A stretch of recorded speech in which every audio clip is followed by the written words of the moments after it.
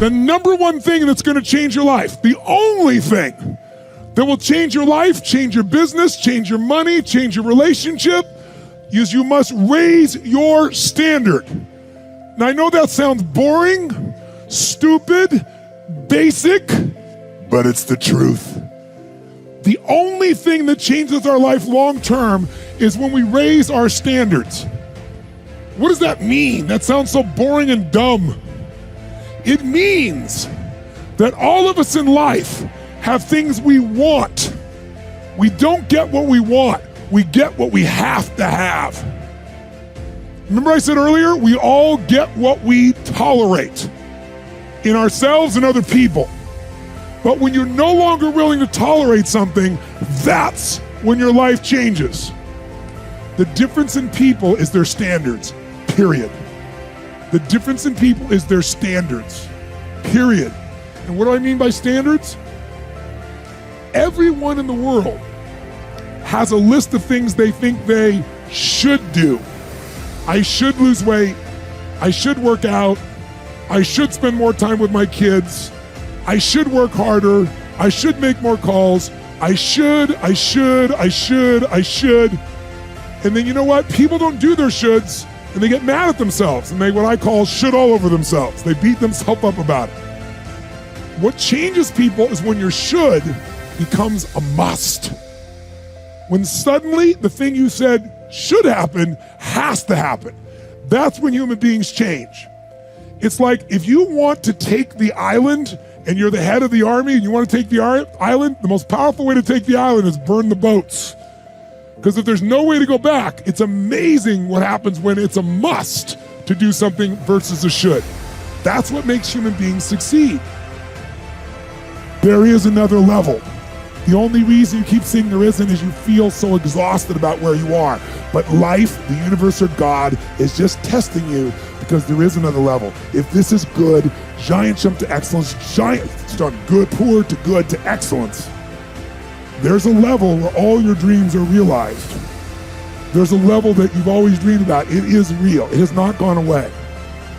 But it takes that extra burst when you think there's nothing left. There's no way. You've tried everything 10 million times and you keep going. It's almost like God is saying, if you keep hitting this wall enough times, I will see that you will not stop, that you are filled with that level of determination, faith, and courage, and then the door opens and you get to that next level. But what most people don't know is the next level is just 2 millimeters above. And it's called outstanding, ladies and gentlemen, outstanding.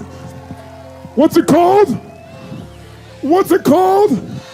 What's it called? Outstanding, magnificent, unstoppable, extraordinary, not excellent. It's a different level. It's a level where you are not one of the best, you are the best. And you know what's amazing?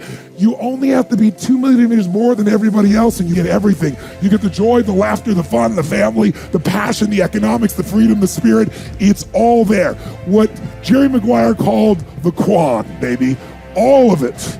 And it's just 2 millimeters above, and most excellent people give up because they're exhausted. And there's some people who go, the harder I hit it, the more I hit it, sooner or later it's going down, I'm not stopping. And when you do that enough, it pops open. Failure is part of life. I mean, the difference for me though is I look at failure as a stepping stone to success. It's a speed bump. I know I'm gonna fail, but it's not failure if you learn something. And so, gosh, I've made so many mistakes, I've screwed so many things up, but every time I do, it just becomes a way for me to explain to someone else what it takes. You know, it's like, here's what I've done. I think I have the ability to influence people because I talk about my failures. I talk about all the things that mess me up, but I show people that I didn't let it stop me and you don't let it stop you. And I think that's really the secret in that area. And if everything you touch was successful, you probably wouldn't be able to relate to people as much. No, you'll be relate, and also it's be total bullshit. Right. And everyone knows it's bullshit.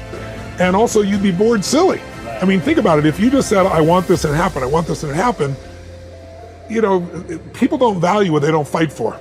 You know, it's like you see kids sometimes in it, you know, your parents will say, you're not going to value this if you don't work for it. And your kid going, I'll value it, just give it to me, right? But it's true. Yeah. You know, the things we've worked the hardest for, we value the most. So I think, you know, the purpose of a goal is not getting it anyway. The purpose of a goal, you know, is who you become. Who you become is going to make you happy or going to make you sad. So I'm not looking for an effortless approach. There's no such thing.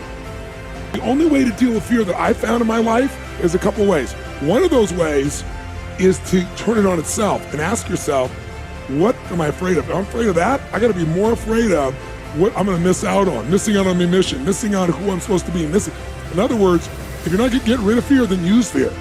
Use fear or it uses you, it's that simple. So you gotta say, okay, what's the price if I just stay doing this? What's the price? What I need to really get scared if I learn all this and I don't fall through. That's something to be scared about. And then that fear will get you over your fear. It'll push you through. Turn fear on itself. Second way you can do it is use what you've probably heard me say, because I've used it since I was 17, is my little rocking chair test, right? I'm gonna sit myself in my rocking chair, and I'm 85 years old, and looking back on my life, and I say, I didn't do this, or I did. If you find your passion, you're gonna have this tremendous energy. It's sustainable energy.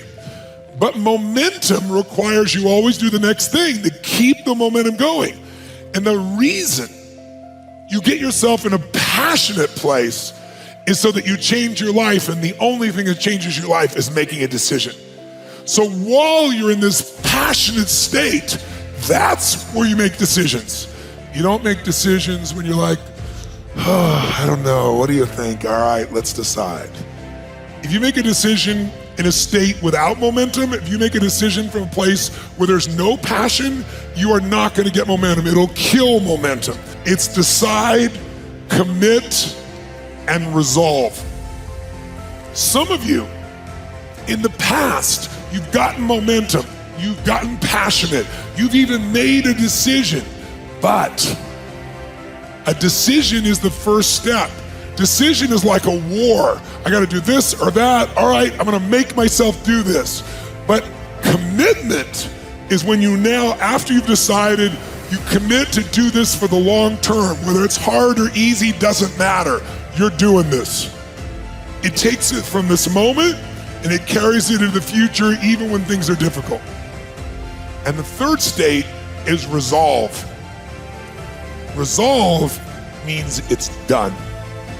It's like, it doesn't even if you took action, it's done inside you, so it's done out there. There's no question whatsoever. Then once you decide, the only way the commitment and the energy and the momentum continues is if you take immediate, massive what, my friends? Massive what? Write down in your notes, massive action is the cure-all. Massive action is the cure-all. If you're having a difficult time with something, your relationship isn't where you want it to be, your finances are not where you want to be, your body's not where you want to be, your business is not where you want to be, you need to take massive action. And if that doesn't work, try something else. If that doesn't work, try something else. Keep going with massive action and you will find the way, because it will give you momentum.